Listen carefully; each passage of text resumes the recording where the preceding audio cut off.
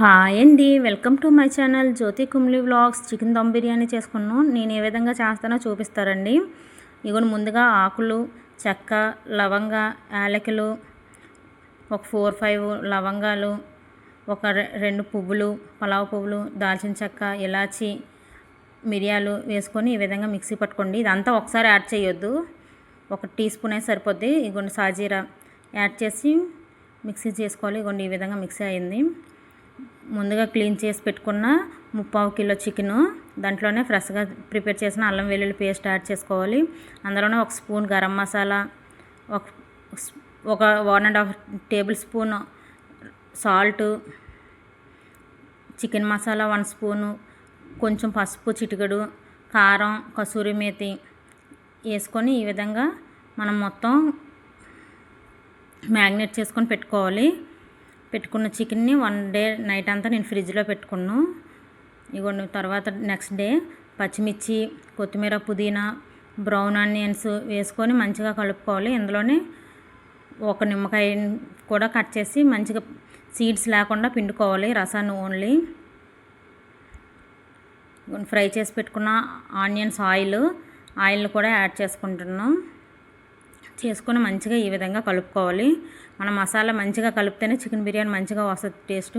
2 tea glasses curd వేసుకోవాలి ఇందులో. అలా అయితే టేస్ట్ బాగా వస్తుంది, గ్రేవీగా బాగుంటుంది చికెను. ఇగోండి ఇప్పుడే టేస్ట్, సాల్ట్ అన్నీ చూసుకోవాలి. ఇగోండి రైస్ కోసం వాటర్ పెట్టుకున్నాను. అందులోనే హోల్ గరం మసాలా 1 అవర్ ముందు నానబెట్టుకున్న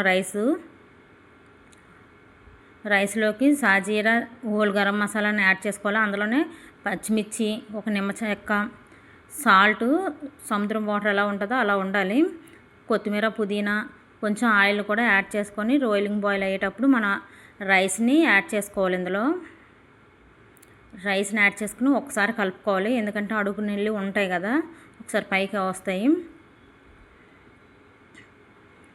ఈ విధంగా వేసుకున్నాక ఒకసారి మనం గరిటతో తిప్పి ఇంకా సైలెంట్గా ఉండాలి. అప్పుడు 50% బాయిల్ అయిన తర్వాత మనం యాడ్ చేసుకోవాలి. ఇగోండి ఆ వాటర్ని తీసి ఒక టీ గ్లాస్ వాటర్ తీసుకొని మనం కలుపుకొని చికెన్లో యాడ్ చేసుకోవాలి. టీ గ్లాస్ అయితే సరిపోద్ది. ఈ విధంగా హాట్గా ఉంటుంది కాబట్టి ఒక లెగ్ పీస్ తీసుకొని ఈ విధంగా మంచిగా కలుపుకోండి.